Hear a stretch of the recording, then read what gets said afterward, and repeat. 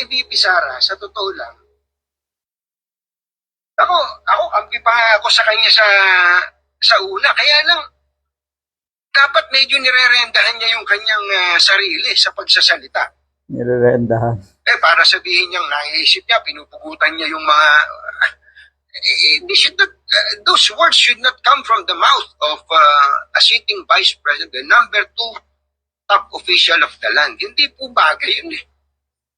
Diba? Yung mga ganon, salita ng kanyan salita ng napipikon. No? Tama.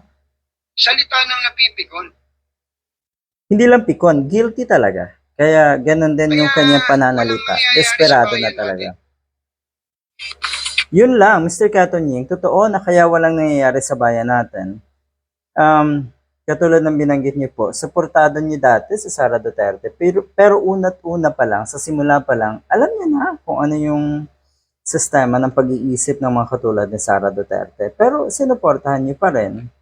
So mabuti eto magandang senyales na ang mga kababayan natin ay nagigising na. Lalo na po yung mga napakahirap na talagang ibalik dahil nga naging or naisangla na siguro yung kanilang mga kaluluwa sa mga katulad niya ni Sara Duterte, sa mga Duterte. Etong si Katonying, hindi ko naman gusto ang tabas din ng dila neto noon pa eh. Kasi kung magsalita rin to, bias na bias eh. 'Di ba? Pero sa puntong ito, tama ka. Tama ka na ang isang leader ay hindi dapat sanayin sa ganong kalakaran, sa ganong sistema na kaya niyang sabihin. Or, 'di ba, walang pigil yung pagsalita ni Sara Duterte. Sabi nga ni Katonying, dapat daw rendahan niya yung kanyang mga sinasabi dahil siya ay second highest leader of our country. Totoo naman yun eh.